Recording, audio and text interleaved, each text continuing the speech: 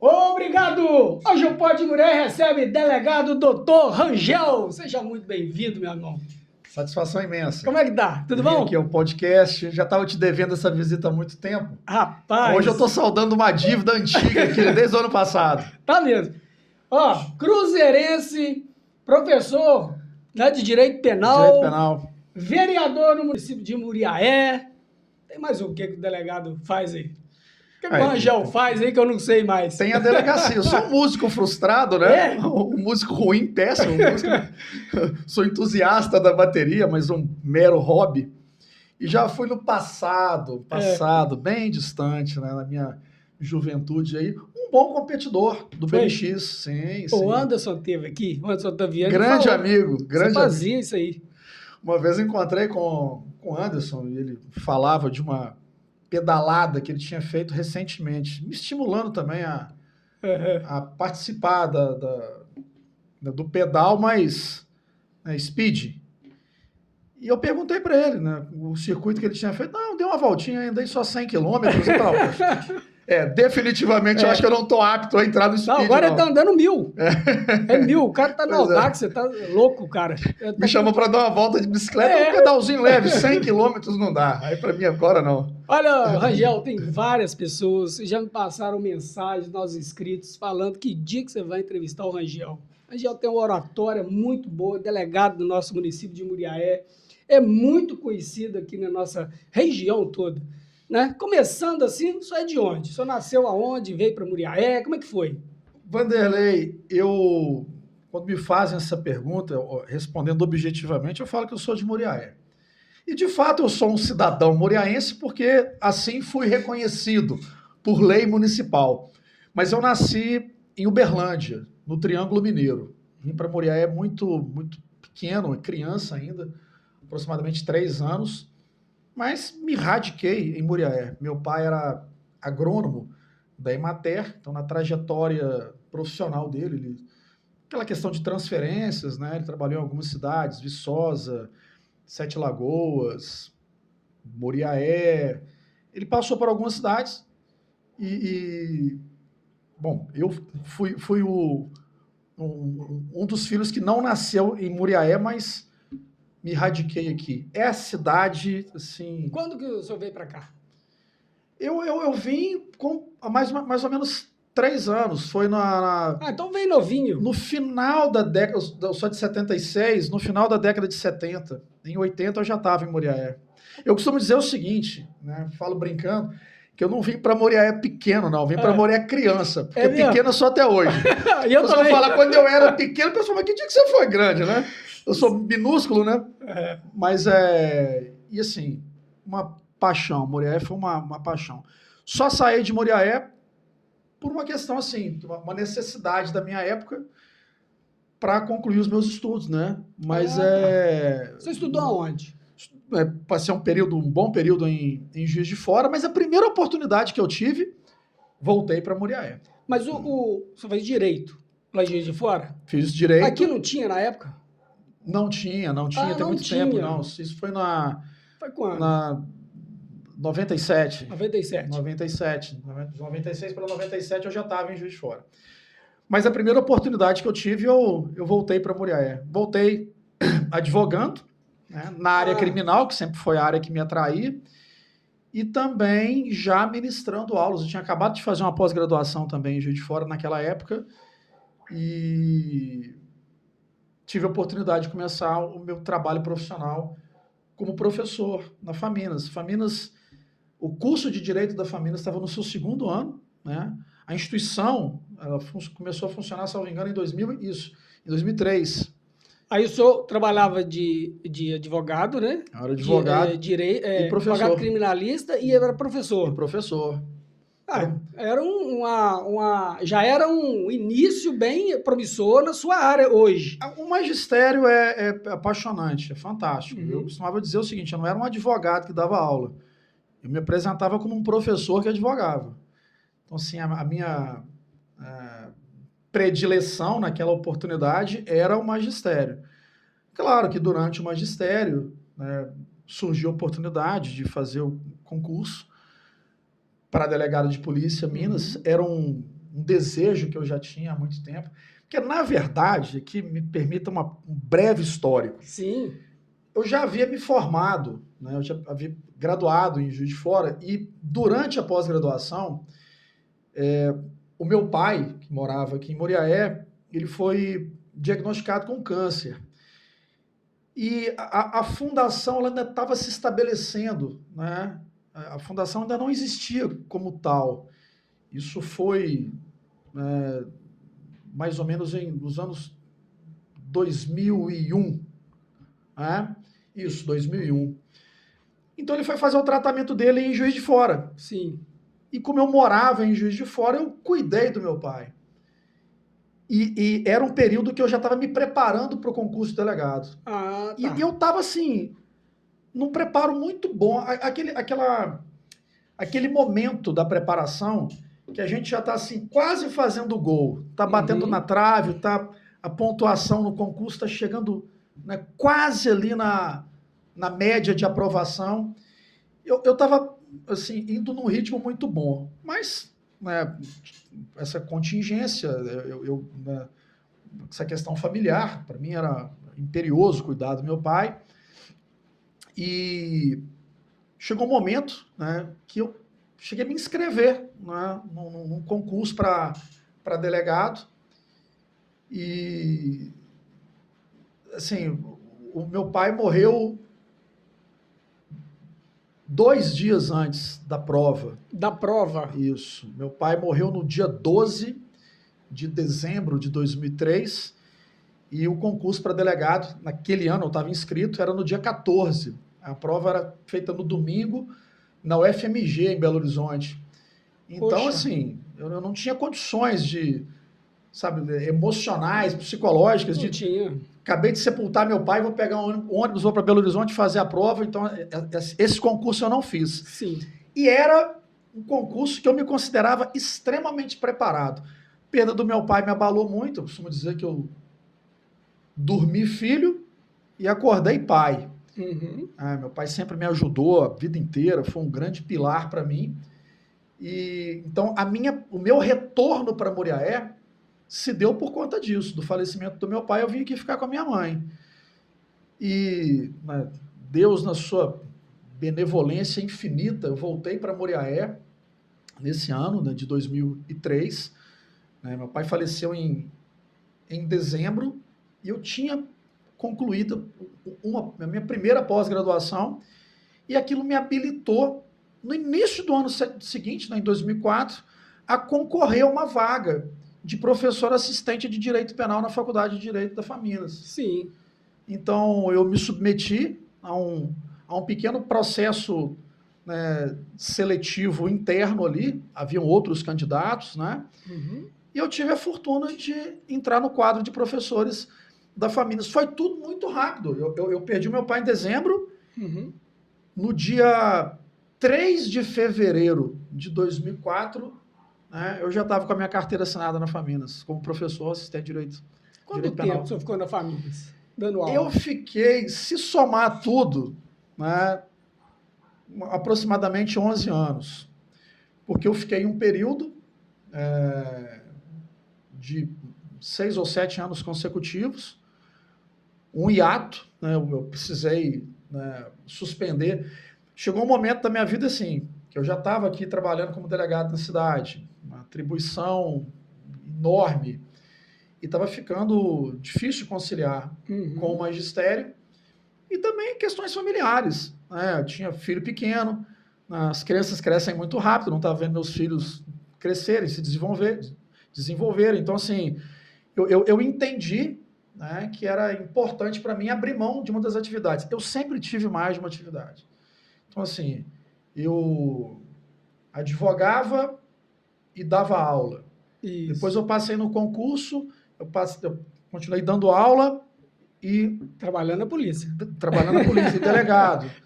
Né? Quando eu parei de dar aula, né, agora, mais para frente a gente pode tocar nesse assunto, mas surgiu a oportunidade, né, de também exercer funções, né, na política local. Isso. Então, assim, sempre tive mais de uma Já atividade está acostumado já com esses... com a escala dobrada. É, Mas naquele momento, para mim, era interessante dar uma pequena pausa. Então, eu fiquei afastado alguns anos e depois voltei. Então, assim, tive algumas idas e vindas, mas sempre deixando a porta aberta e, como eu digo, a água limpa. Sim. Então, graças a Deus, tenho um ótimo relacionamento com a instituição, grandes amigos na faculdade, a coordenação, né? Minha querida Margarida Espósito, né? A gente tem um ótimo relacionamento. Paulo, advogado. Tem sempre, né, convidado a gente para minicursos, para palestras, para retornar aos quadros, né, de professores da faculdade. E os seus antigos alunos lembram de você até hoje, fala muito bem. Eu tenho uma paixão por todos eles. Eles falavam na época, né? Eu nem te conhecia pessoalmente, na época o meu filho falava de você. Poxa, grande amigo, se tornou um grande amigo e é da área de segurança pública hoje. Foi para a PM de Belo Horizonte, né? Está lá trabalhando. Tem você como uma inspiração. Ele se comunica de vez em quando aí pelas redes. Ele é maravilhoso. Muito, muito seu fã ele.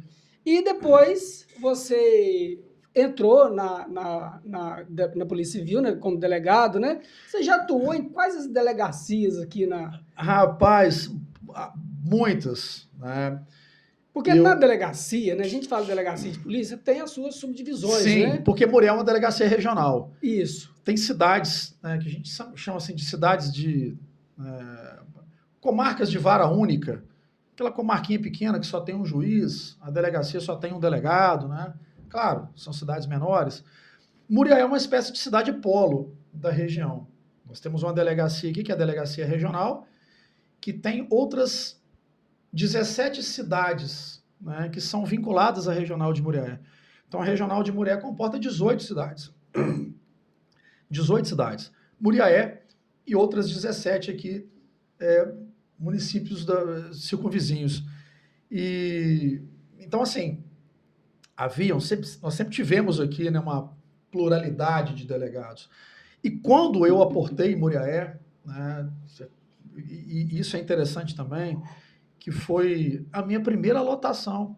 Né, uma coisa que pelo menos o meu concurso, eu posso falar, né, com propriedade do meu concurso, ele honrou e valorizou, assim, uma promessa de que a ordem de classificação, né, permitiria, né, aos aprovados, né, os novos delegados, escolherem a comarca. Então foi bem objetivo. Olha, o que passou em primeiro lugar pode escolher. Vai ser a primeira pessoa que vai, né, escolher aqui a comarca onde vai trabalhar dentre aquelas disponíveis. E eu empatei com o terceiro.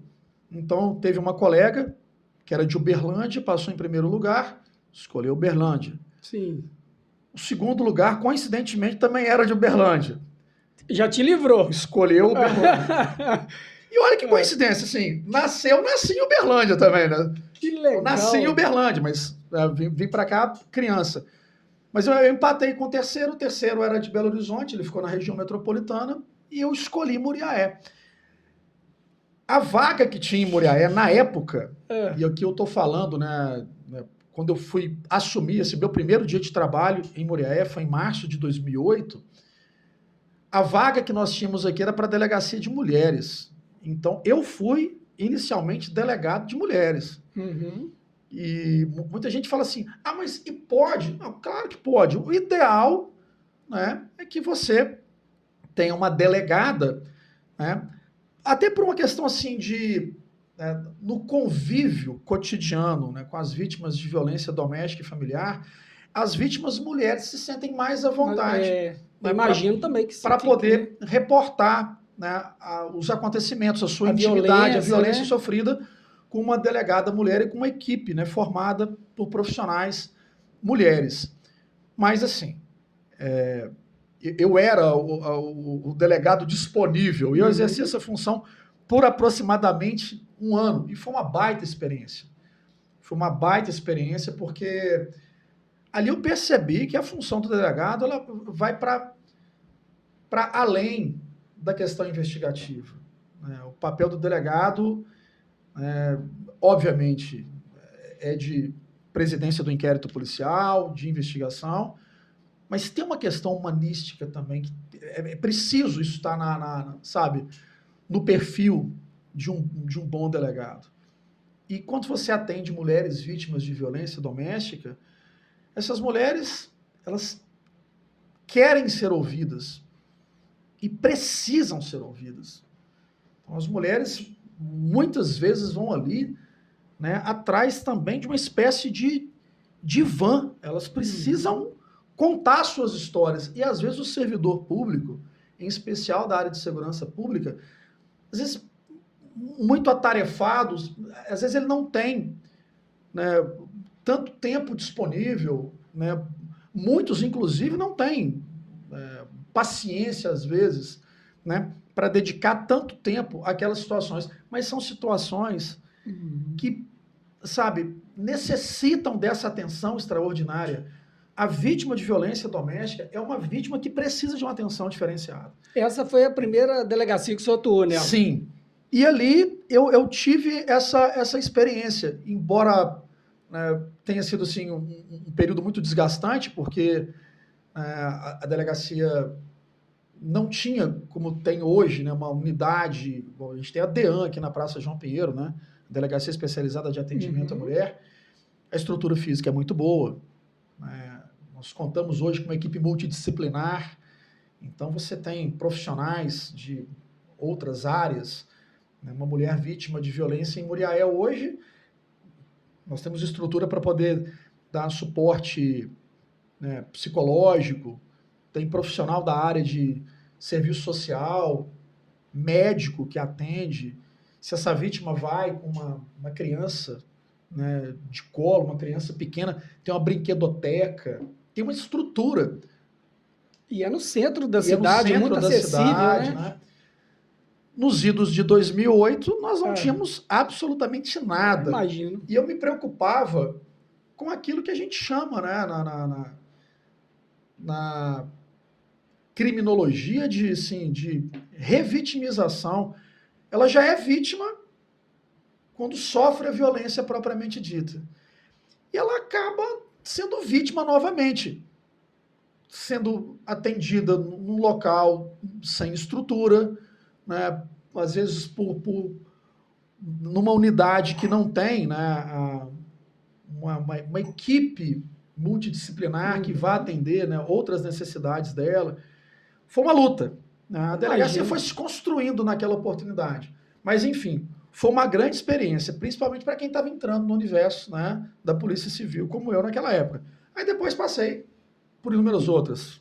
Crimes contra a pessoa, né, já atendi também crimes ambientais, crimes eleitorais, depois, né, e sempre titular de uma unidade e concomitantemente tirando os plantões. É totalmente diferente uma delegacia da outra, assim, nas subdivisões ali que eu digo. Você está específico naquilo ali, você está focado só naquele... Sim, a dinâmica da investigação muda. A depender da natureza, né, da infração. Então... Quando o senhor começa, não te interrompendo, quando o senhor começa numa investigação que cai lá na outra, o senhor continua na investigação ou passa para o outro delegado que é titular daquela delegacia lá? É interessante, porque às vezes, durante um procedimento investigativo, né, você está trabalhando em um inquérito. Durante a investigação é possível que a gente consiga apurar outro ou outros delitos. Se eles forem, né, conexos com a área de atuação, né, o próprio delegado troca ideia um com o outro, se desincumbe ali de instaurar um novo inquérito. Ou então ele encaminha as peças que têm elementos de prova, né, de um outro crime para um outro colega. Nós somos muito integrados, né? A regional de Muriaé é uma ótima regional para trabalhar, tanto que eu nunca trabalhei em outra, né? Qual que é a delegacia mais desafiadora, assim, que você pega aquela vontade de acordar de manhã cedo, hoje eu vou destrinchar esse caso aqui? Dessas unidades que eu passei, né, a que eu mais assim, me identifiquei foi a delegacia adjunta de homicídios. Trabalhar no homicídios para mim foi desafiador, mas assim, foi extremamente gratificante também, porque, bom, o nosso papel é apurar, Então, qual que é a resposta que a gente tem que dar para a sociedade? Porque um crime contra a vida, tentado ou consumado, já aconteceu. A Polícia Civil ela é uma polícia investigativa, ela é uma polícia judiciária. Então, o trabalho de atuação dela é pós-delito. Eu não trabalho, tal como a co-irmã Polícia Militar, preventivamente. Nosso trabalho ele é essencialmente investigativo. Então, qual que é a atribuição do delegado de polícia que preside uma unidade de homicídios? Apurar esse fato, identificar a autoria, materialidade, motivação, circunstâncias desse delito. E nós tivemos ótimos resultados, né, na delegacia de homicídios. Eu assumi a delegacia de homicídios em março de 2009 e eu fiquei exclusivamente no homicídios até março de 2019. Fiquei uns 4, 5 anos nessa unidade, né? E eu assumi essa delegacia com um número muito, muito alto de homicídios dolosos consumados na comarca. Então, Todos os homicídios, eles, quando o senhor começa a investigar, que vai para lá, vem para cá, as vias, né? O senhor vai andando, em Muriaé é muito fácil, acaba a gente tendo uma solução. O senhor dá uma resposta para a sociedade, que essa sociedade cobra muito, né? Principalmente a família da vítima, né? Sim. Em Muriaé, quase 100%, né? São desvendados, né? Autoria, tudo. Hoje, né? a homicídios continua com índice de apuração espetacular, porque a gente tem uma média, Vanderlei, no Brasil, de apuração, que é algo em torno de 12%. E a média aqui de Muriaé, a gente está sempre gravitando entre 90% e 100%. Então, assim, é algo realmente impressionante. Eu me recordei agora, eu fiquei no homicídio durante 6 anos. Eu fiquei de 2013 a 2019. Exatamente isso. Então, nesse período, né, nos idos de 2013, em março, a gente teve naquele ano, salvo engano, 36 homicídios dolosos consumados em Muriaé. Quando nós entregamos a delegacia para o sucessor, né, quando eu encerrei meus trabalhos em março de 2019, eu, no ano anterior, né, fazendo o balanço da última estatística, nós tivemos 8 homicídios, mesmo assim contando um deles, nem era de Muriaé, da cidade de Rosário da Limeira, que entrou no nosso cômputo, porque a gente atendia também Rosário, e com 100% de apuração. É difícil ser delegado, já que o senhor foi radicado em Muriaé, na cidade onde é que o senhor cresceu ali. É uma curiosidade da galera, né? É difícil, porque quando o senhor começa a investigar, cara, eu achei que teria mais dificuldade. O senhor pensa ali, pra que esse cara foi fazer isso? Eu conheço ele. Porque a gente conhece muita gente, e às vezes... O senhor sempre foi muito acessível, né? E a gente pode se deparar com um conhecido, sim, né? Um amigo de infância. Mas essa é a questão. Quando a gente trabalha, sabe, com compromisso, seriedade e balizado na lei, então, poxa, o senhor tá ali a trabalho. Se eu estou ali na qualidade de autoridade policial investigativa e o indivíduo está na condição de investigado ou sendo autuado em flagrante, ele foi apresentado para mim preso em flagrante por um determinado crime. Quem tem que se constranger é ele. Também acho. Não é? Então, eu estou desempenhando o meu papel. Há, sobretudo, uma questão ética. Porque se eu deixar de fazer aquilo que a lei me obriga por dever funcional, quem acaba saindo como criminoso na história sou eu. Existe um delito específico no Código Penal, que é a prevaricação, que diz o seguinte, olha, deixar, né, de praticar um ato de ofício por sentimento pessoal e tal, isso é crime. Agora eu queria te falar... Mas já aconteceu. Já? Várias vezes de encontrar com um conhecido, Pediu pro senhor, doutor, você me conhece, já pediram?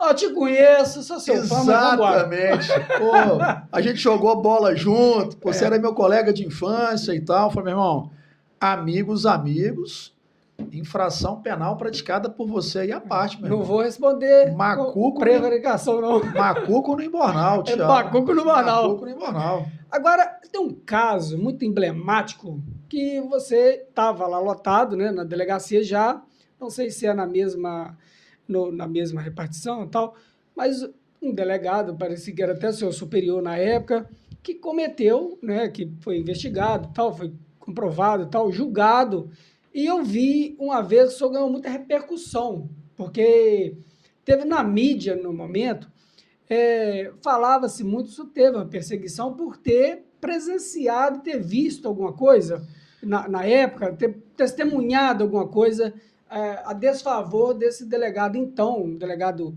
era regional? Era regional. Regional, né? E aí, como que foi aquilo? Você não teve hora nenhuma, só se abateu. Nada. Vamos embora, vamos testemunhar e pronto, só foi no fórum. Sim. Eu fui relacionado pelo Ministério Público, né, que é o órgão acusador do júri, como testemunha de acusação, né, porque eu presidi, né, o inquérito, assim, na verdade eu concluí o inquérito. O fato aconteceu no final de 2008, em novembro de 2008. Né, a esposa desse indivíduo havia sido assassinada quando ela chegava em casa, era professora. E aqui um detalhe, né? Porque eu tinha razões bastantes para querer apurar esse delito, porque eu conhecia a vítima, né? Eu passei boa parte da minha primeira infância no bairro São Francisco. E eu fui alfabetizado na Escola Estadual Governador Bias Fortes, no ano de 82, com 6 anos, eu fui alfabetizado naquela escola, onde hoje é o SESEC. Sim. E a vítima, ela havia sido a minha professora de educação artística, das primeiras pessoas com as quais eu tive um contato, assim, que eu tive referência como professora, como profissional da educação. E ela era extremamente competente em tudo que ela fazia. Então, claro, eu depois que eu fui alfabetizado, e um tempo depois eu troquei de escola e fui acompanhando o trabalho dela como uma profissional da área de educação. E é muito querida, né? Prodigiosa, muito querida. Né? Inclusive um trabalho brilhante que ela fazia. Né? Por isso, na PAI, teve um clamor muito social para a investigação e achar o culpado. Na noite do delito, eu estava de plantão. Né? Então, eu fui acordado pelo plantonista, o investigador. Olha, a gente teve... a princípio, uma tentativa, né? Porque ela não faleceu na hora, assim, no mesmo momento. Chegou a ser levada ainda com vida para o hospital. E, enfim, ali... né, começaram os rumores, né, sobre os caminhos possíveis da investigação. Por algum motivo, né, que depois o inquérito, né, revelou que haviam forças ocultas ali, né, provenientes da própria autoridade policial, que naquela época já havia se licenciado da função para se aposentar, mas eu fui impedido, né, pelo regional que substituto, né, o que estava, né, ocupando o cargo temporariamente até a nomeação de um novo regional. Ele disse o seguinte: não, tinha um delegado interino lá? Tinha uma espécie de interino, né, que era o delegado mais antigo lá, que inclusive mantinha uma relação de amizade, tinha uma relação de amizade muito próxima, né, com o suspeito. Então, no plantão, né, o inquérito, a portaria inaugural, né, do inquérito policial, ela não foi baixada por mim, mas por esse delegado que, né, hierarquicamente era superior. E como já haviam rumores ali, né, de um possível crime de mando, algo que pudesse incriminar, né, o delegado regional licenciado, a investigação foi encaminhada para Belo Horizonte. Lá tem um DOESP, o Departamento de Operações Especiais. Foi designado um delegado só para o caso. E assim, já era um caso... Mas quanto tempo, não te Já era um caso interrompendo, complexo. mas quanto tempo isso foi? Saiu de Muriaé e foi para Belo Horizonte? Quase que imediatamente, questão de 2 meses. Já estava bem assim, visível que tinha um em mando Muriaé ali. não se coletou quase nada e eu acho que por uma ordem, né, superior se determinou que uma unidade de operações especiais presidisse o caso. Profissionais competentíssimos, Sim, claro. Era unidade... Isentos de qualquer... Total. E era uma unidade melhor aparelhada. Só que, assim, a gente sabe, primeiro, da complexidade, né, da resolução do caso e, poxa, uma autoridade policial de Belo Horizonte que não está na comarca de Muriaé, 7 dias por semana, né, que vinha pontualmente aqui fazer uma oitiva ou algum levantamento, o inquérito ele não desenvolvia. Eis que surge um novo regional em Muriaé, com propostas muito humanistas, né? Era um doutor Nelson Fialho, e ele ficou pouco tempo em Muriaé, mas fez um trabalho brilhante, né? Reconhecendo, né, sabe, de maneira muito... Essa é a palavra, humana mesmo. O cenário que eu via, né, na gestão da delegacia, a época que eu cheguei, era um cenário quase assim, desolador. Os policiais estavam desmotivados, eram maltratados pela chefia.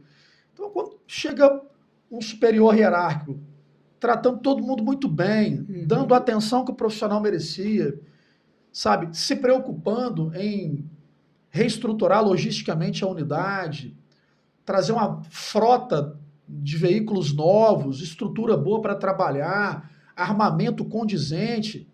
Então, assim, ele foi uma grande referência, né, para todos os profissionais da Regional de Muriaé naquela época. E ele percebia que esse inquérito, sob a presidência de uma autoridade policial que não fosse de Muriaé, não andava. Não andava. Então, na iminência de se aposentar e de se despedir de Muriaé, ele pegou esse inquérito e, como regional, fez um despacho de próprio punho, determinando que eu presidisse o inquérito até o relatório final. Ou seja, eu não tinha possibilidade de sequer delegar depois a investigação para outra pessoa. E assim eu fiz. E o que o inquérito não havia desenvolvido em 4 anos, ele desenvolveu em 6 meses. E tinha um clamor pela população, sim, principalmente de Muriaé, para a solução daquele caso. E, né? o que a população desconfiava, né? O que a população que estava passando a mão na cabeça. Que era um delito de mando, realmente se confirmou, foi. Ele, inclusive, foi processado, né?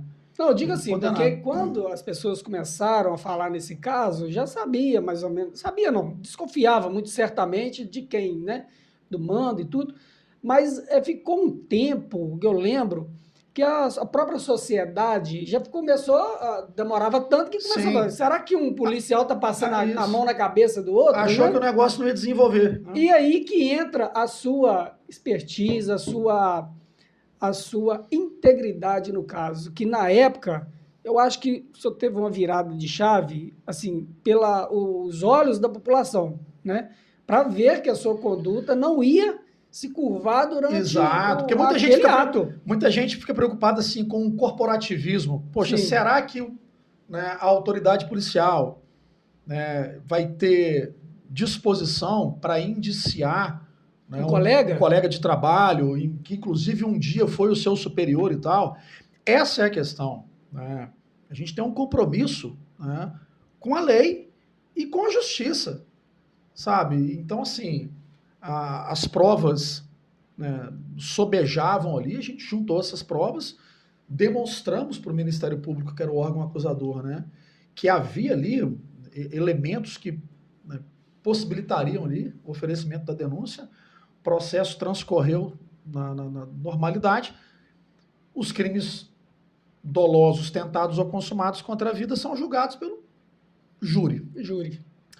Então, o Ministério Público entendeu que eu deveria figurar como testemunha de acusação. Então, eu fui ouvido, cumprindo uma ordem judicial, falei tudo o que eu sabia, destrinchei o inquérito, Obviamente, né, a defesa tentou me É. bombardear, Foi. né, tentaram me dar um chapéu, eu dei um sombreiro, né, e o indiciado tomou 23 anos de cadeia. Tá até hoje, assim? Tá pagando ainda? Até onde eu Porque tenho conhecimento, sim. porque a população, a gente não sabe, assim, depois, o que acontece, né? Sempre a gente fala assim, o fulano lá tomou 15 anos de cadeia, tomou não sei quantos. Mas no Brasil tem A várias gente sabe, situações, né? pois é, isso é uma coisa que às vezes as pessoas não compreendem, né, que existem uma série de incidentes, né, que nós chamamos de incidentes de execução no processo de execução penal, quando o indivíduo já está cumprindo pena, ele pode sim vir a ser beneficiado, né, com, né, assim, alguns benefícios que são legais, Uhum. né, e são conferidos a todos os condenados indistintamente. Então você tem hoje possibilidades de progressão de regime, por exemplo, você, né, começa a cumprir uma pena no regime fechado, satisfeitas algumas condições, você pode migrar para o semiaberto e depois pode migrar para o aberto.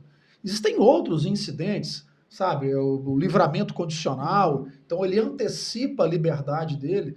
Então não é porque uma pessoa tomou 20 anos, 25, 30 anos, né, chega a soar leviano. A gente acreditar que o indivíduo Que vai ficar lá. foi sentenciado, né, há 30 anos e que vai ficar 30 anos na tranca sem ver a luz do sol. O senhor já deparou com um cidadão lá que o senhor fez o inquérito, provou, prendeu, bateu o martelo lá no fórum, que o senhor, caralho, esse cara já tá na rua. Já aconteceu isso? Acontece. O senhor olha na rua, esse cara já tá solto já. Em situações de flagrante, porque hoje eu sou delegado plantonista, né? Então eu já passei por essas unidades que eu falei.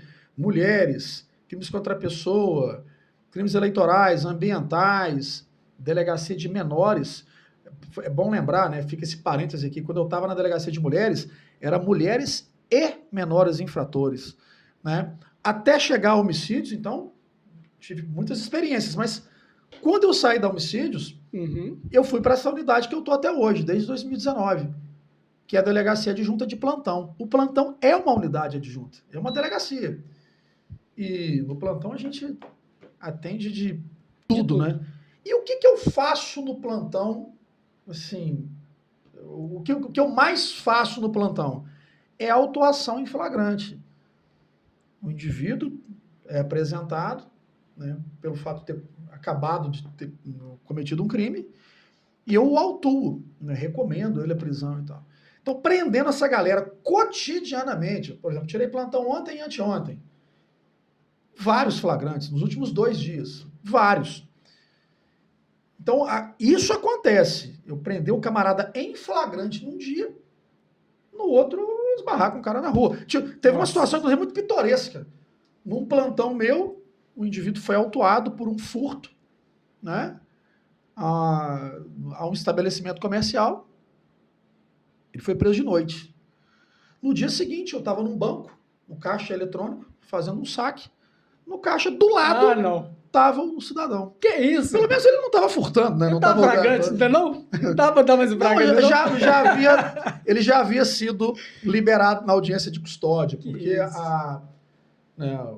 os procedimentos, né, de flagrante que nós formalizamos ali na delegacia adjunta de plantão, hoje, né, com a tecnologia, a gente comunica eletronicamente imediatamente para a justiça, né? E o juiz ali delibera, e ele verifica se existe ali a possibilidade de uma concessão de uma liberdade provisória. Então, às vezes o indivíduo, né, uns requisitos que muitas pessoas já conhecem, ocupação lícita, residência fixa, primariedade. Por aí vai, né? Ele demonstra ali, né, no diálogo com o juiz, que hoje é feito inclusive online, para facilitar, né, para dinamizar mesmo essa análise. E o juiz faz a sua análise ali, objetiva e subjetiva, ele verifica assim que, né, manter aquele indivíduo em liberdade, ainda que provisoriamente, não traria nenhum risco para a sociedade. Deixa eu voltar um pouquinho com o senhor. Na época lá que o senhor formou, né? Lá atrás, foi que ano mesmo? 2001. 2001. Aquela prova lá de delegado é oral, né? Como é que é? Você tem uma primeira prova. Para nossos inscritos que estão Sim. nos vendo, que têm vontade de ser delegado, né, de polícia. Delegado Minas, eu vou dar um exemplo aqui, né, do meu concurso. Como, né, que funciona para o cara entrar de delegado? Primeiro requisito, ser bacharel em Direito. Né? Não precisa necessariamente ser inscrito na ordem ou ter um período mínimo de advocacia. Então não precisa ser, não ter passado na OAB? Não necessariamente. Tá. Ele tem que ser bacharel em Direito. É claro que se ele tiver uma experiência na ordem, é tanto quanto melhor, porque ele vai levar essa experiência como eu levei para a minha carreira de delegado. Eu advoguei durante 5 anos. Hoje, quando eu faço um flagrante, né, eu vejo também o lado da defesa, compreendo o lado do advogado. Isso me permite, inclusive, um ótimo relacionamento com os advogados que se apresentam na delegacia para acompanhar os seus constituintes ali durante o flagrante. Eu entendo o lado deles. Né? Já tive ali um dia. Doutor Ricardo Cury vai lá de vez em quando, né? Algumas vezes. Um abraço aí, doutor brilhante Ricardo profissional. Tá sempre comentando nossos vídeos aí. Brilhante. Já esteve aqui com a gente. Então, assim, não se exige, né, a inscrição na ordem, mas bacharel, primeira fase do concurso, prova objetiva, a famosa prova de marcar X. Se passar, né, com pelo menos 70% ali de quociente de aproveitamento. Na segunda fase, provas, né, discursivas. Então, agora são perguntas que você vai responder textualmente. Né? Se passar, prova oral. Aí depois da prova... A prova oral é uma banca, né? Te pergunta de qualquer assunto. Uma banca. Dentre as matérias, né, que... Está no edital? Que estão dispostas no edital. Né? No meu caso, a prova são oral... vários assuntos ali que pode sair. Não. Por aleatoriamente, exemplo, você tem que dar uma resposta. Fiz a prova oral de direito penal, direito processual penal, direito constitucional, direito administrativo. Dentro dessas disciplinas, o avaliador vai perguntar de tudo. Porque aqui no YouTube tem várias... eu gosto muito de assistir prova oral de juiz, né? É bacana, né? Muito bacana. Eu acho muito interessante vocês, né, entenderem o código tal, no inciso tal, e defender aquela ideia ali, não é por achismo, né? Que tá ali, alguém escreveu, o legislador fez aquilo ali, e você, não sei se você poderia falar, mas decorar aquilo ali numa prova, numa hora tão pressionado, né? A lembrar de tudo aquilo ali, de diversos assuntos. E nesse ponto, o magistério me ajudou muito, porque quando eu passei no concurso, eu já estava dando aula. Então, obviamente, eu não dava aula de todas as matérias, dava aula só de direito penal, só não, porque é muito extensa a matéria, mas assim, isso já me permitiu entrar, né, num concurso em que o direito penal e o direito processual penal, né, respondiam por metade do que era exigido na prova oral. Então, assim, me sentia muito à vontade para poder falar com propriedade daquilo que eu já lidava no meu cotidiano ali, então isso me facilitou muito. Agora, não para por aí, né? Então, são essas provas. Aí, depois, né, o indivíduo, passei na prova oral, já sou delegado? Não, porque aí existe, né, o exame psicológico, né, o exame psicotécnico, os exames biofísicos, então... E o exame também de... Investigação social. A investigação social também é uma fase, mas o teste de aptidão física, que por incrível que pareça, né, ainda reprova muita gente. Naquela fase ainda reprova ainda? Depois do cara ter passado por todos aí, ainda... Psicológico. É uma peneira, né? Sim. Não tem... Psicotécnico reprova, o exame físico reprova, investigação social. Nossa. E o cara já está lá na pontinha. Terminou tudo. Já vai assumir uma comarca? Não. Aí você tem o que nós chamamos de aspirantado, que é o curso de formação, que é a academia. Todo mundo que está na Polícia Civil hoje já passou pela Cadepol, Academia de Polícia Civil, né, que fica em Belo Horizonte. O meu curso, em Juiz de Fora não tem? Não tem, só em Belo Horizonte. Tá. O meu concurso foram 5 meses e meio. Não chegou a ser 6 meses. Mas eu fiquei lá, quietinho em BH lá, tendo a oportunidade de acompanhar mais de perto o meu Cruzeiro Aquela... durante quase 6 meses. Foi no Mineirão muitas vezes lá Uma vez. É mesmo? Uma única vez.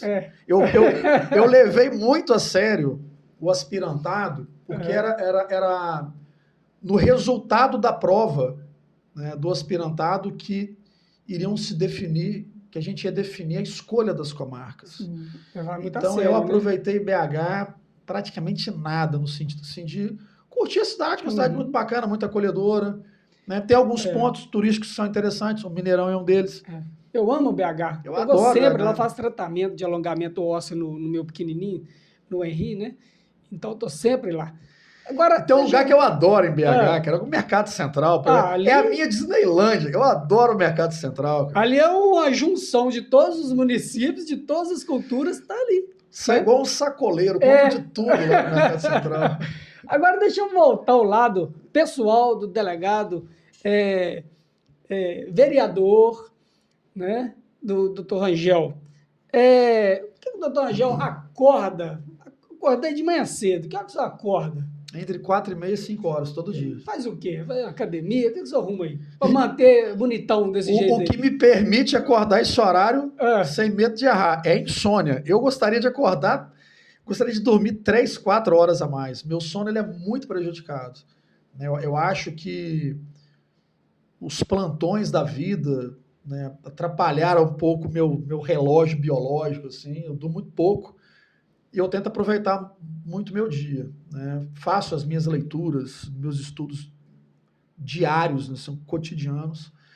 Gostaria de aproveitar um pouco mais, assim, otimizar mais o meu tempo para essas atividades aí que, né, um dia eu já pratiquei, como, né, o ciclismo e tal. Faço academia assim, de maneira absolutamente protocolar. Pouco, lá. menos do que eu gostaria. Paga mensalidade? Pago normal. Não, paga, mas tem preocupação de ir ou não? Pula uns 3, 4 dias sem ir lá na academia? Não, eu vou de 2 a 3 vezes por semana. Então vai. Vou. A conta é gosto, mas eu vou. Eu vou. O que o senhor gosta de fazer? Gosta mesmo? Lazer? De lazer. Poxa, o lazer... O pedal é algo que eu preciso voltar.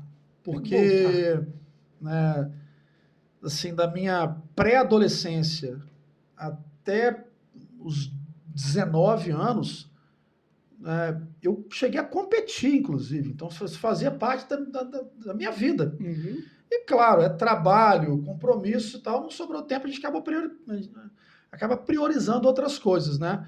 Mas, assim, a gente vai ficando mais maduro, então... Gostei do maduro. Eu não tô aceitando falar que eu tô ficando velho de jeito nenhum. Eu tenho uma fixação por ficar em casa. Eu gosto dos programas na minha casa. Uhum. Então, eu tenho um pequeno estúdio lá também, onde eu tenho a minha bateria. Eu sou um péssimo músico, mas sabe, é uma espécie de higiene mental que eu faço ali. Então, quando eu coloco a música no meu fone, sabe, plugo no telefone para acompanhar ali tocando, né?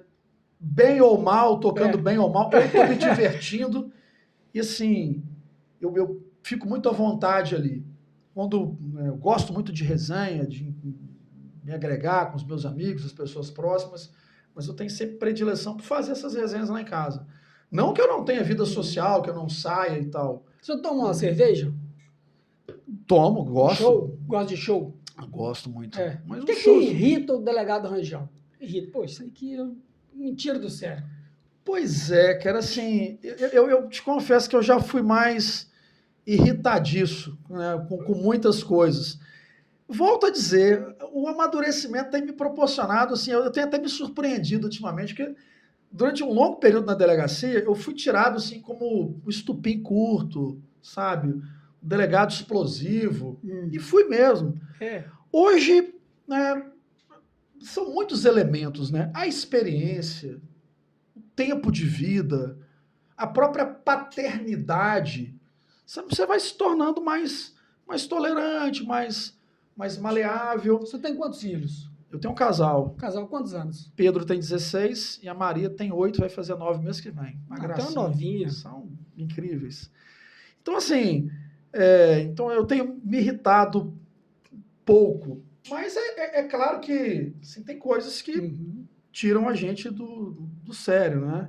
Quando Então, que o senhor resolveu entrar na política? Vamos falar agora pois é, da sua parte pública na política. eu sempre, né, paralelamente aos trabalhos, seja como professor, no passado, quando eu era advogado, ou como delegado, eu sempre impulsionei algum tipo de trabalho social. Então, eu tinha um projeto, tenho até hoje, na verdade, né, projeto Integra Cidadão. Ainda hoje dei uma palestra na Escola Estadual Mário Macedo, representando esse projeto que se chama Integra Cidadão. Então, a gente leva, assim, sabe, pautas de interesse da comunidade escolar, né, para mesas redondas, ciclos de palestras, seminários. Hoje, por exemplo, a gente falou sobre bullying e cyberbullying na escola. Né? E esse mês a gente vai dedicar algumas palestras à questão da prevenção a todas as formas de violência doméstica e familiar contra a mulher.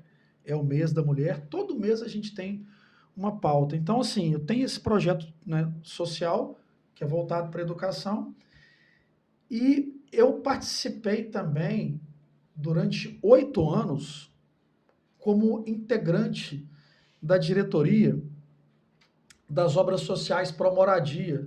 Do lado do Padre Um Tiago? projeto que foi idealizado pelo Padre Tiago em 92. Quando eu entrei nas obras, infelizmente o Padre Tiago já não era mais vivo, mas eu me apaixonei com o projeto seríssimo, e sim, já contemplou mais de 800 famílias, né, em Muriaé, famílias que não tinham um teto.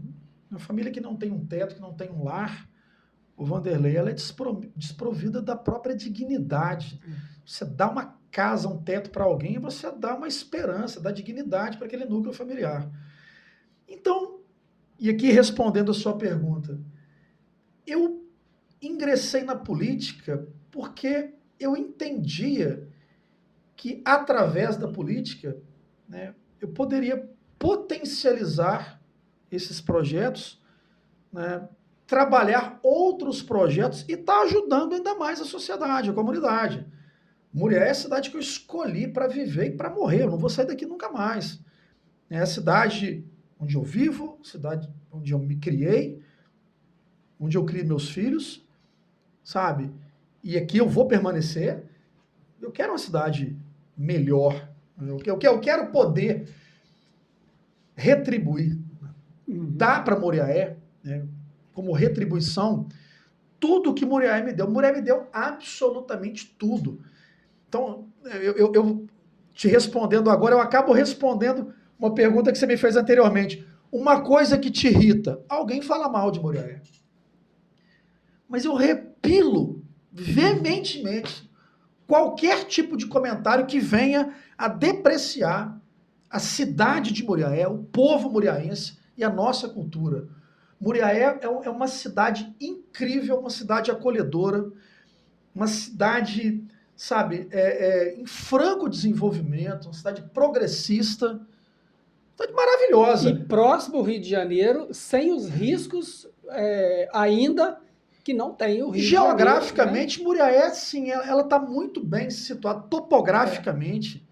A gente está aqui, né, no entroncamento da BR-116 com a 356, a gente está perto de Belo Horizonte, a gente está perto do Rio de Janeiro. Eu sou apaixonado está perto do litoral. É.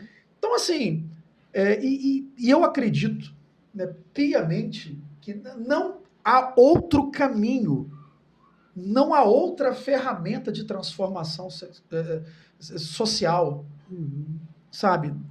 Instrumento de transformação social é a política, sabe? O cara pode até negar a política, tem raiva de política, mas ele depende da política, não tem como ele correr disso. Assim, né? Viver é um ato político. O problema é a politicagem. Exatamente. Agora, a política, se você vai conseguir mudar alguma coisa, você só consegue transformar alguma coisa através da política. E é a política, por exemplo, né, que estabelece nosso ordenamento jurídico, nosso sistema de comandos. Né? O político, ele no caso, né, de alguém que está no legislativo, como é o meu caso, ele produz leis, ele produz regras de convivência. Então, eu já tenho comigo uma certa expertise pelo fato de vir de uma carreira que é jurídica. O magistério também me trouxe, né, potencializou essa minha experiência. Então, por exemplo, na Câmara de Muriaé, eu não tive dificuldade alguma para poder elaborar um projeto, né, para entender como funcionava o processo legislativo. Eu estudei o processo legislativo há mais de 20 anos atrás na faculdade, nas aulas de Direito Constitucional.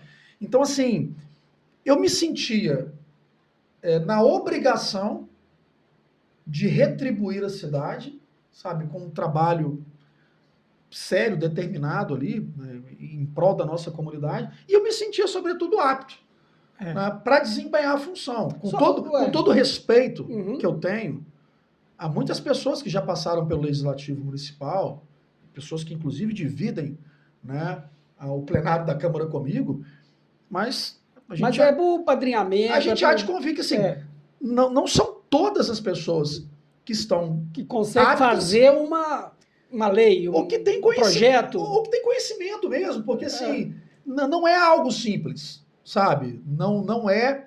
Às vezes as pessoas encontram com alguém e falam assim, poxa, Rangel, eu tenho intenção de entrar na política. O que você me diz? Eu falo, cara, qual é o seu legado? O que você tem para oferecer? Você se sente apto? Você sabe da responsabilidade, dos compromissos? Sabe? Você tem essa capacidade essa possibilidade de renúncia, porque é abrir mão de muita coisa. Se você quer viver, sabe, uma vida legislativa que seja ali profícua, que dê muito resultado, você tem que abraçar, você tem que abrir mão de muita coisa. Mas eu acho que o cara pode ter boa intenção. Eu vou lá para a política, eu vou fazer... Sim, mas se ele não souber fazer aquilo, souber fazer leis, legislar mesmo a favor... Ele encontra obstáculos. Porque de boa intenção, Sim. ele não vai conseguir resolver as coisas pertinentes à cidade que precisa, né, de coisas. Quando o senhor chegou lá, o senhor está no segundo mandato. Estou no segundo mandato. Né? E quando o senhor chegou lá, quais os primeiros assim, problemas que o senhor viu? Pois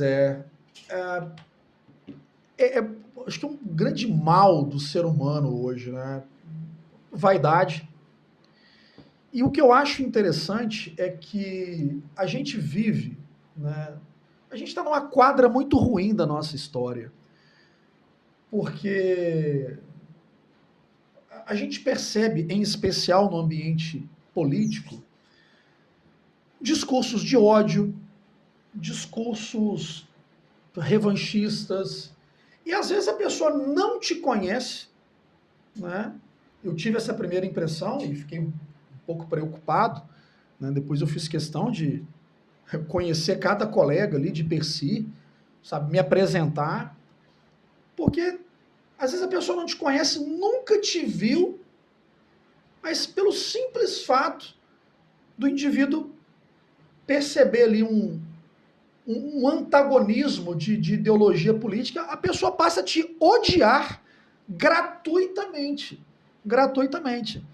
Então, quando eu fui eleito, havia ali uma divisão muito clara na Câmara, porque tinha uns vereadores que foram eleitos, que eram apoiadores do prefeito que se elegeu à época. E aqui me refiro à legislatura passada. E tinha os vereadores da oposição. Claro, eu não estou generalizando, mas muita gente da oposição... Assim, eu passei uma legislatura que tinha vereador que praticamente não conversava comigo. E poderia ser um projeto excelente que você estava fazendo, a ideologia que achava, a sua ideologia já não votava no seu projeto, não colocava em pauta, é isso que você está falando? Não, esse problema eu nunca tive. Tá. Quando o projeto é muito bom, a galera aprova mesmo, está tudo certo. Mas eu estou dizendo o seguinte, uma coisa que me impactou, porque eu já pensava assim, poxa, a Câmara é um órgão colegiado, em Muriaé somos 17. Então, quando eu tive aquela primeira experiência, né, em 1º de janeiro de 2021, já no momento da posse, né? Foi o primeiro dia como vereador. Tinha gente que não me cumprimentava. Que isso. Então, claro que a gente vai, né, quebrando, né, um pouco esse gelo aí durante né, o exercício do mandato. Então, o ser humano ele ainda, né, gravita muito em torno de alguns sentimentos que não são valorosos, como a vaidade, sabe? Mas eu dialogo com todo mundo, tenho os meus posicionamentos, né? Eu não levo nada pro coração, absolutamente. Sempre tratei todo mundo de maneira extremamente cordial e posso garantir também, sou muito bem tratado. Todo mundo que passou ali na Câmara. Precisa de 17 vereadores em Muriaé? É uma questão que, de vez em quando, os munícipes falam. Cara, 17 vereadores, precisa disso. O quantitativo de vereadores por cidade, né, esse quantum de vereadores, né, isso é previsto legalmente. É claro que Muriaé, né, pela quantidade de habitantes da cidade aqui, a gente poderia ter até 17. É possível, né? Seria possível que tivéssemos um número mais reduzido. Muriaé, no passado, tudo bem. Passado que eu me refiro, passado bem distante, e Muriaé não tinha essa população que tem hoje, mas Muriaé já chegou a ter 11 vereadores. Né? Então, respondendo objetivamente a sua pergunta, se forem 17 cabeças, né, que estiverem pensando exclusivamente no desenvolvimento da cidade, né, na transformação da nossa legislação, mais do que isso, na transformação da nossa sociedade, para mim está tudo certo. Hoje lá a quantidade de vereadores lá, né? A gente tem uma quantidade de vereador que ele é ideologicamente a favor disso ou daquilo, ou cada matéria que vai a plenário para ser votada, vota de acordo com a necessidade do município, ou olha-se o relator do projeto, por exemplo? Não, eu já vi, assim, pouquíssimas vezes um projeto rejeitado em virtude de uma questão ideológica. Já vi, mas é a exceção da exceção. Só acha que hoje a casa está limpa? Sim, né, um procedimento que até semana passada ainda estava, né, em âmbito investigativo, né, nessa última semana para cá, já houve uma denúncia do Ministério Público, então, assim, já tem um vereador, né, no radar da Justiça. Mas, né, dos novos vereadores que entraram nessa legislatura, né, na minha unidade policial, pelo menos, né, tramitando aqui na Delegacia Regional de Muriaé, não. Ainda não. Mas o GAECO está de olho sempre, né? E tem que estar mesmo. Né? De olho. O trabalho de verificação aí da legalidade dos atos da Câmara, porque a Câmara tem é um órgão. Então, assim, ela tem a sua atividade finalística ali, que é legislativa, a produção de leis, mas ela tem que ser gerida. Então, poxa, uma presidência, uma mesa diretora tem que lidar ali com pagamento de pessoal, processos licitatórios. Então, tudo isso tem que ser fiscalizado, né? A gente tem que ter um portal de transparência que realmente, né, demonstre transparência. O link de transparência do site da Câmara, por um período, ele não estava funcionando. Né? Então, isso você acaba não passando credibilidade para a sociedade. E o grande problema é o seguinte, né? Porque o cidadão crítico, e ele não está errado na crítica dele, né? Assim, às vezes ele está certo no conteúdo da crítica, mas muitas vezes ele está errado na forma de exteriorização dessa crítica. Quando acontece alguma coisa na Câmara, tem muito crítico que ao invés de falar assim, o vereador X falhou, ou o vereador X praticou um ato de improbidade, tem gente que já coloca tudo numa vala comum e fala assim, a Câmara de Muriaé, aí pronto, né? A Câmara só tem vagabundo, né? A Câmara não presta porque teve esse fato. Ora, se teve algum fato, né, de desvio, de sabe, de verba ou uma má contratação, que se apure. É demorado a apuração no legislativo? É demorado? Só vê uma coisa assim andando, passos Não, lentos, muito lentos? não, interna corporis não. Te dou um exemplo. Na legislatura passada nós tivemos um vereador que foi cassado. Sim.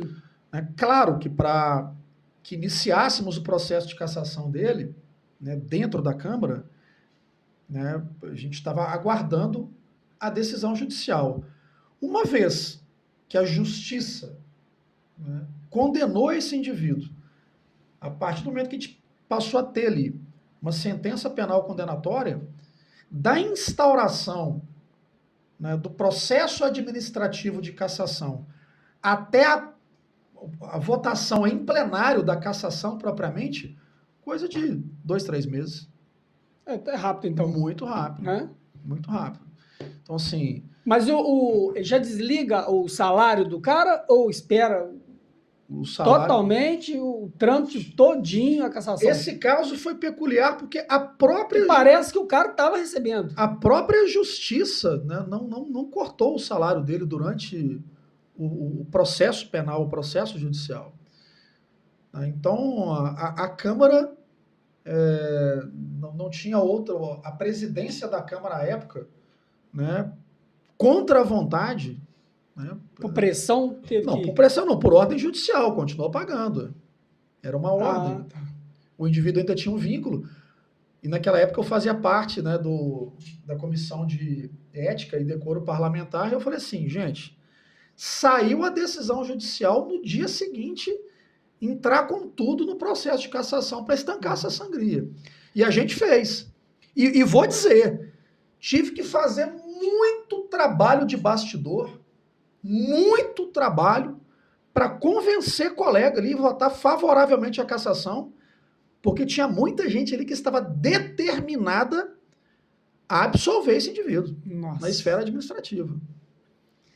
Mas você acredita que com uma pessoa assim, ele consegue voltar ao meio político assim?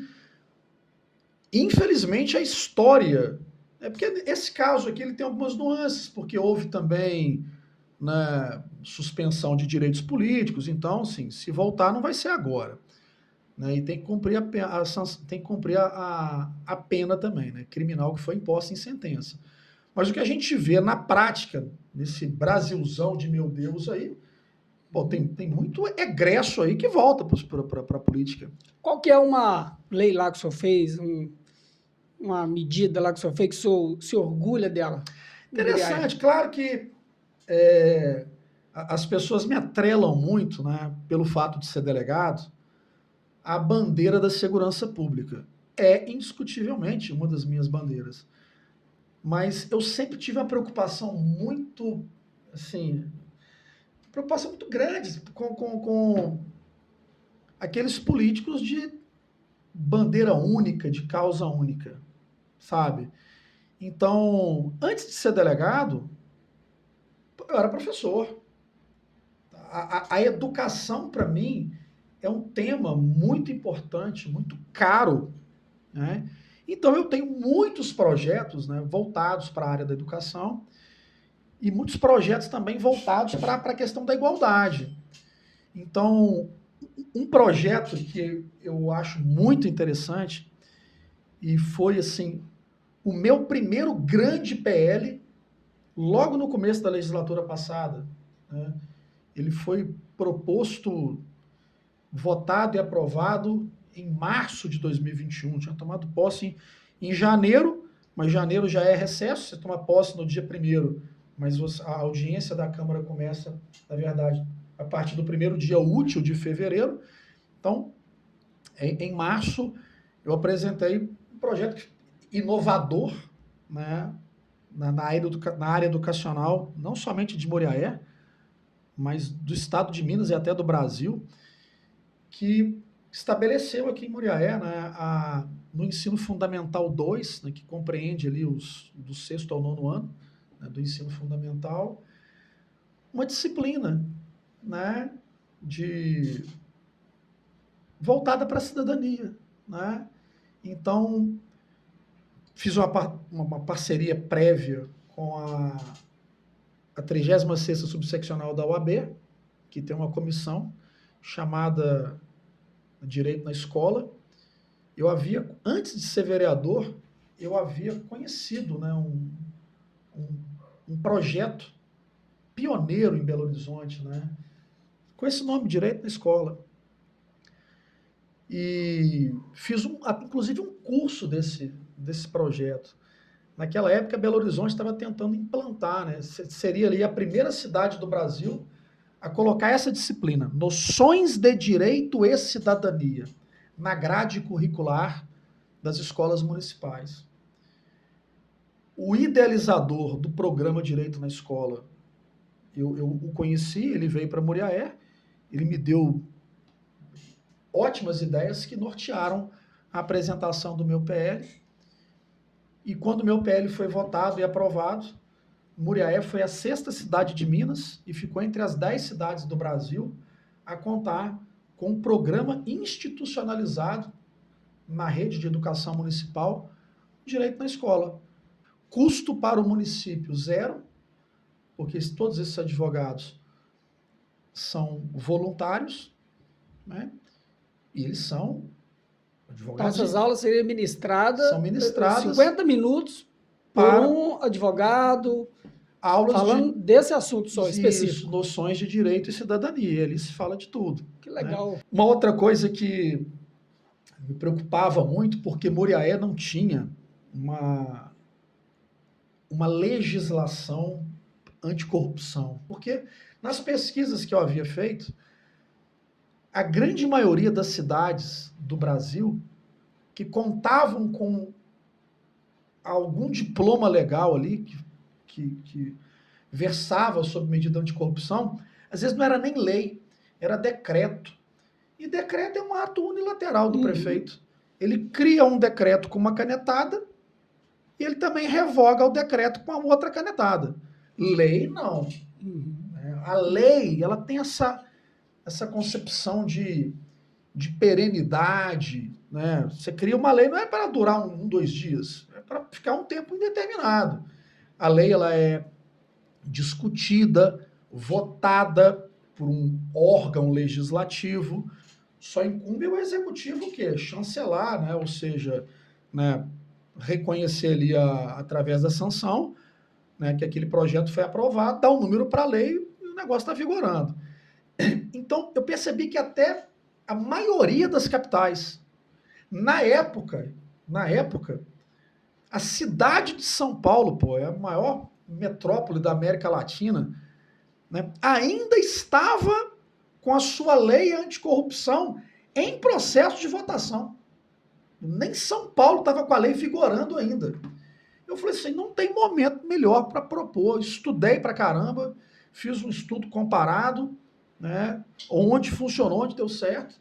E a lei anticorrupção de Muriaé, né, que vigora, salvo engano, desde 2022, é de minha autoria.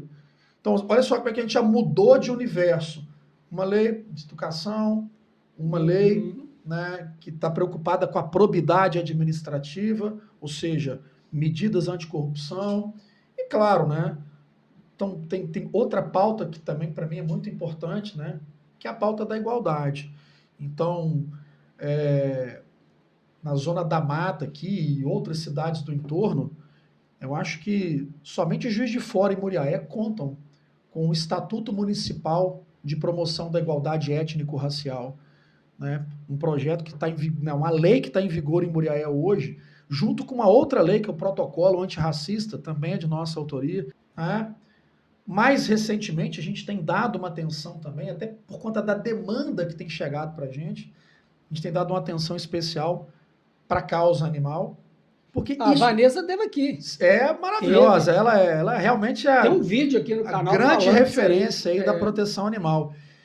E eu costumo dizer o seguinte, Vanderlei, o vereador, ele tem que servir como caixa de ressonância do anseio popular. Só está legislando para todos os munícipes, né? Então, se cotidianamente pessoas batem na porta do meu gabinete, né, pedindo que Muriaé tenha estruturada ali uma legislação de defesa animal, porque até a legislatura passada não tinha, há uma necessidade, há demanda, e eu me identifico com a causa. Uhum. Então, a gente já tem algumas, né, várias leis voltadas à proteção animal. Você acha que os agressores de animais, eles têm ainda a noção que está prejudicando o animal ou faz aquilo disperso? Olha Eles só, têm a noção disso? Você acha que quando você faz ali o flagrante ali, eles têm a noção que está judiando o animal? muitos, a noção de que Ou é cultural? a noção de que estão maltratando, a maioria esmagadora tem. O cara sabe, né, que está maltratando ou que aquilo que ele acha que é um cuidado e não é, né, que aquela conduta não está sendo adequada. O que acontece é que muita gente desconhece que isso é crime.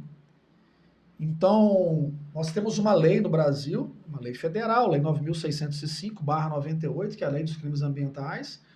Então, ela se biparte, tem uma metade dela trata ali dos crimes contra a flora, a outra metade trata dos crimes contra a fauna. Dentre esses crimes, nós temos ali um tipo penal incriminador que fala dos atos de abuso, de maus tratos, animal doméstico, domesticável, silvestre, etc. E tal. Então, é crime. E mais recentemente, né, de 2019 para cá, a lei recrudesceu, aumentou a pena de maus tratos nas hipóteses em que os animais são cães e gatos. Então a pena aumentou. Porque são realmente domésticos, né? Hoje é uma pena de 2 a 5 anos, que inclusive impossibilita o delegado de arbitrar a fiança. É um delito que não cabe fiança em sede policial. Então, esse cidadão que eu prendi ontem, por exemplo, eu não sei se você teve a oportunidade de ver alguma foto do animal. Eu vi. Um Ele cachorro tava magrinho. literalmente Só osso. pele e Pele e osso. osso, eu vi. E ele se dizia tutor daquele animal há um pouco mais de 2 meses. Se ele tivesse encontrado, como ele disse que encontrou o animal abandonado na estrada, se ele tivesse encontrado ontem, naquela condição, e eu tivesse surpreendido ele hoje, e ele me desse uma explicação convincente de que não havia sido ele que tivesse colocado o cão naquela situação, eu poderia não ratificar o flagrante. Claro, a investigação ia depender de outras diligências. Mas ele próprio reconheceu que estava ali há mais de 2 meses com o animal, e o animal estava assim, à beira da morte. Claro que eu estive no local, e eu coletei, eu tive outras impressões. Por exemplo, o pote de alimento vazio. O cachorro estava passando fome. Um pote de água para 3 animais. A água estava verde, de lodo. Além de ter pouca água, ou seja, tinha dias e dias e dias que o indivíduo sequer repunha aquela água. Então não adianta me falar que não sabia e tal, sabe? O que o cara, né, e aí eu até acredito, é que talvez ele não soubesse que aquilo algum dia poderia dar uma cana para ele. E deu. Claro que assim, a gente não tem pretensão de sair, sabe, segregando, tirando a liberdade geral aí a esmo. O indivíduo vai para a cadeia porque ele fez por merecer. Então, essa prisão, eu assim espero que ela tenha, sobretudo, um efeito pedagógico, sabe? Eu acho que muita gente vai ver e fala assim, poxa vida, eu estou mantendo um cachorro aqui também numa situação meio ruim. E reconhece nessa situação. Se aconteceu com um cara, pode acontecer comigo. Então, eu espero que, do ponto de vista, assim, até como no aspecto pedagógico, que as pessoas, né, se sensibilizem. Ninguém é obrigado a adotar o animal.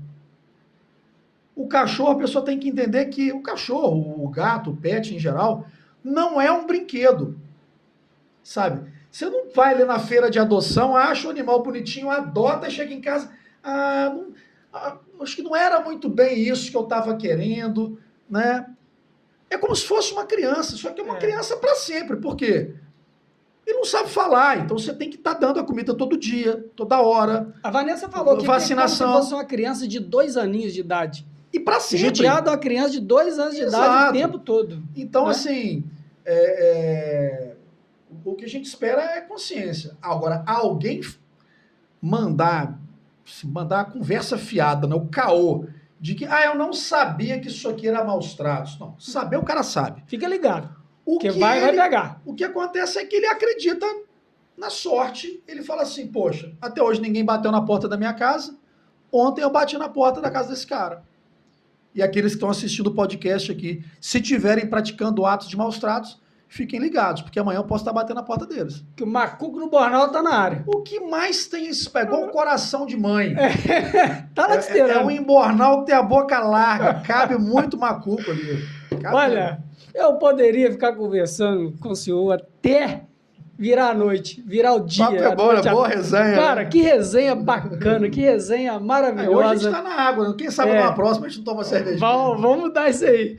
Olha, eu te agradeço, assim, infinitamente, porque é uma conversa muito boa. Faz tempo já que eu estava marcando, né, com o assessor ali para poder vir aqui. Então, assim, eu estava devendo essa visita, mas devendo. Peço aqui publicamente aqui as minhas desculpas, porque não compromisso. Nos próximos vídeos, agora o doutor Dilon vai vir aqui. Vou ter a honra. Grande personalidade. Ele falou que a minha pressão estava alta, porque o senhor estava quebrando comigo aqui, tá bom? Não perca os próximos vídeos, que vai estar fantástico. Tem muita gente boa para vir aqui. Eu agradeço. Eu te agradeço. Pode ficar à vontade, faça suas considerações para os nossos amigos que estão nos vendo aí no vídeo. Fique à vontade. Eu quero fazer uma nota de agradecimento, sabe? Um carinhoso convite, a oportunidade de falar um pouco mais aqui, né, da minha vida, de outras experiências, né, que não são apenas experiências, né, como delegado de polícia, ou experiências apenas como legislador. Eu ainda estou aprendendo muito, né?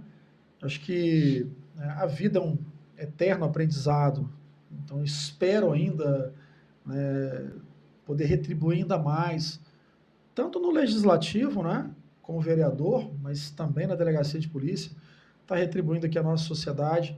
Muré é um lugar incrível, a cidade é apaixonante. Eu sou um apaixonado, um entusiasta e uma espécie de garoto propaganda, né, da nossa cidade. Às vezes eu vou para Belo Horizonte, na Assembleia Legislativa, né, atrás de parlamentares para tentar conseguir emendas, né, recursos, divisas para a nossa cidade. É claro, né, eu tenho que promover Muriaé. E eu falo prodígios da minha cidade. E isso funciona muito bem, porque praticamente todos os parlamentares da Assembleia, né, com os quais eu tive contato em Belo Horizonte, né, falando de Muriaé e falando muito bem, vieram para a cidade e trouxeram recursos. Né?